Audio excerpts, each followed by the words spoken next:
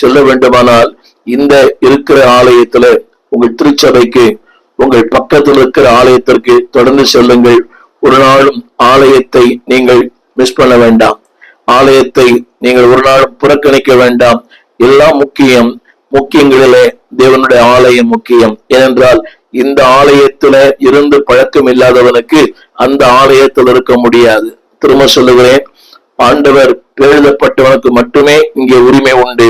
இரண்டாவது நான் சொல்ல விரும்புகிறேன், அங்கே சூரியன் இல்லை. 21ஆம் அதிகாரம் 23ஆம் வசனம் அதில் எழுதப்பட்டிருக்கிறது, அந்த நகரத்திற்கு வெளிச்சம் கொடுக்க சூரியனும் சந்திரனும் அதற்கு வேண்டுவதில்லை, தேவனுடைய மகிமையே அதை பிரகாசிப்பித்தது, ஆட்டுக்குட்டியானவரே அங்கே விளக்கு. அப்படியானால் அங்கே சூரியன் இல்லை. நண்பு தேவ பிள்ளைகளே, இன்றைக்கு அதில் சொல்லப்பட்ட அடுத்த வார்த்தை, அங்கே ஆட்டுக்குட்டியானவரே விளக்கு. அப்படியானால் அங்கே மின்சாரமே தேவையில்லை. நன்றாக கவனிக்க வேண்டும். ஆட்டுக்குட்டியானவரே அங்கே விளக்கு.